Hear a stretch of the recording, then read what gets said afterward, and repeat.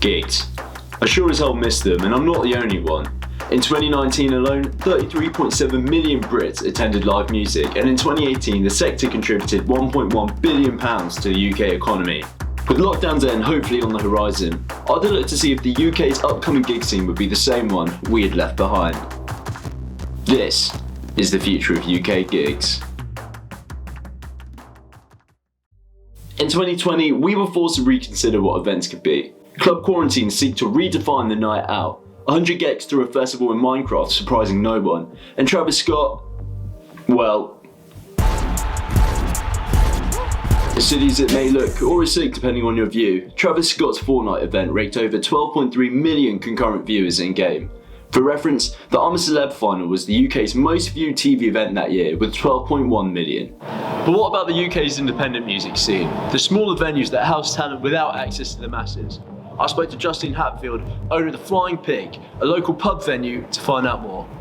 The Cambridge music scene, yeah, there's quite a lot of pubs doing live music, but the lockdown has absolutely crippled us, and the venues and the musicians have suddenly found themselves completely helpless to really do much at all. Save Our Venues counts 556 venues at risk of closure, and without a community-led crowdfunding campaign, the Flying Pig would have joined them. Personally, our main problem is that our landlord is charging us full rent all the way through, and that's really tough. That's really tough. So we needed to put out a crowdfunder, and our regulars encouraged us and sort of said, why don't you do a crowdfunder, we'll all help. So we did, and it's been amazing.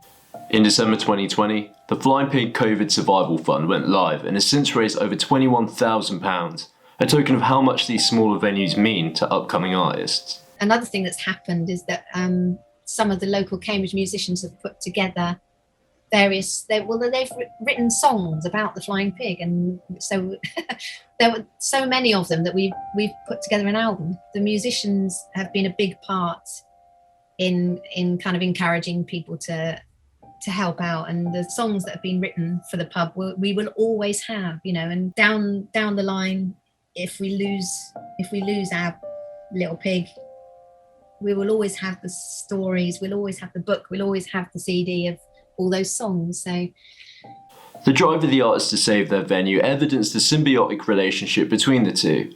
On the other side of the same coin were YAANG, a Manchester genre-fluid experimental duo who were missing their local venues.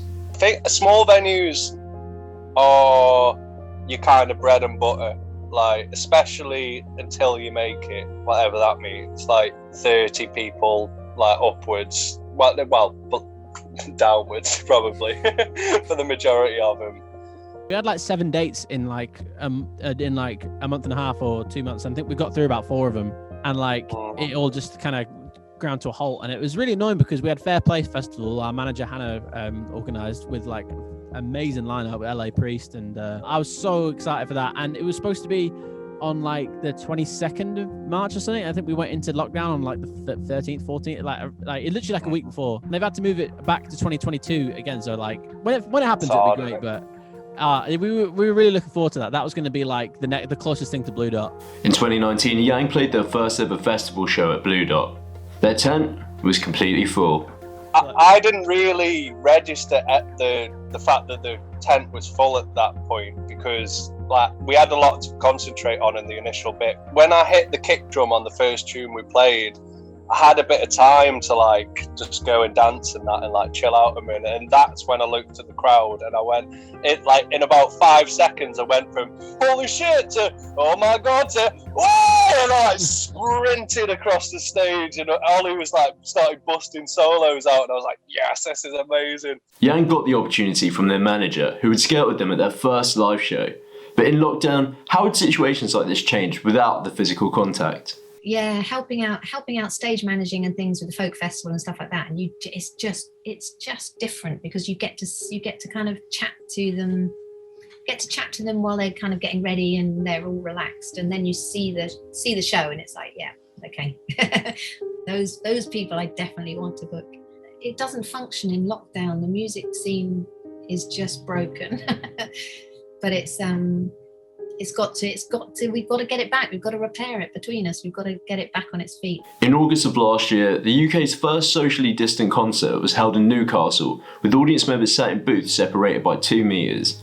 A space that usually held 45,000 managed 2,500. While the experience was a welcome break for some fans, it was still missing something of the authentic music-going experience. To buy time until live music's return, the rise of virtual shows has seen people trying to replicate the experience online. It's like, don't think about it because you'll get upset. The other day when we did our live stream thing for Slow Dance, where we played one of our songs, we played that one song like 3 times. I was like, hell, I miss doing this so much. And then we had to play one song and pack up. And then we watched Crime Wave as well afterwards. So it was like we had the experience of playing a gig and then being at a gig in the same afternoon. And it was like, I've missed. This is really weird. This like.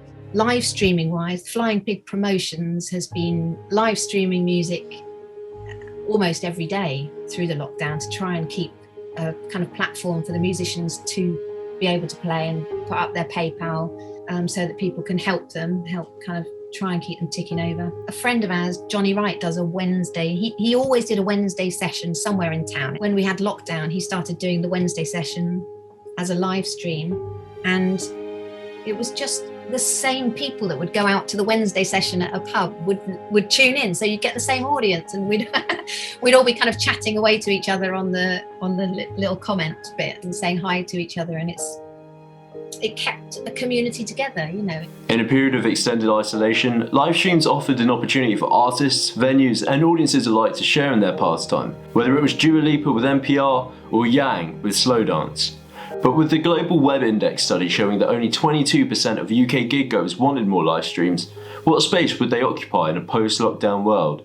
I think the world will be a better place if we don't have so many live stream DJ sets and stuff. But if we have a bit of variety, the variety is the spice of life. Some live stuff, some online stuff. But I think it'll definitely have a place. What do you think you miss most about the live shows? It's just everything. The thing I miss the most about live shows is it's like I'm both overwhelmed and like the most on it I've ever been. The bit I kind of miss the most is like once we finish and everything's packed up and we can go and put it somewhere in town or whatever and all the gear is somewhere, it's like, cool, what are we doing now? Like I miss the after gig part. You know, I mean, I believe I'm really, really lucky. This is one of the best jobs that you can have in the universe, running the Flying Pig pub and putting on music many nights a week. It's just absolutely wonderful. And without the live music, I mean,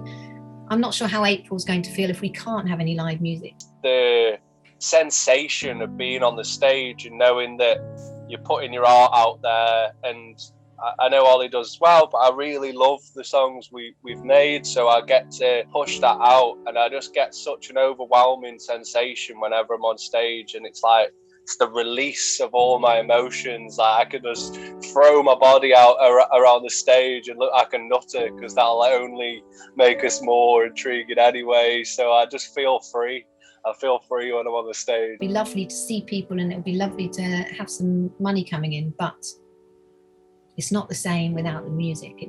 Life needs a soundtrack.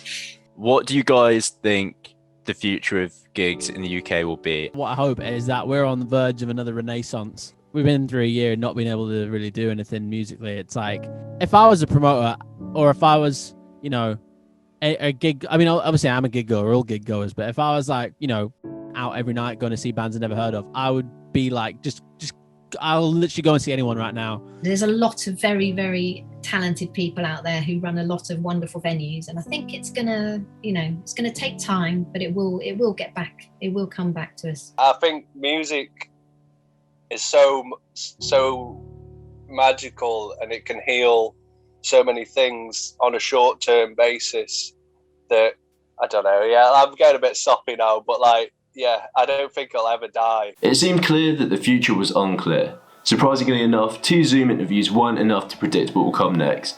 But the optimism of those who live and breathe live music suggested that no matter what the future of UK gigs is, it will be something to watch out for.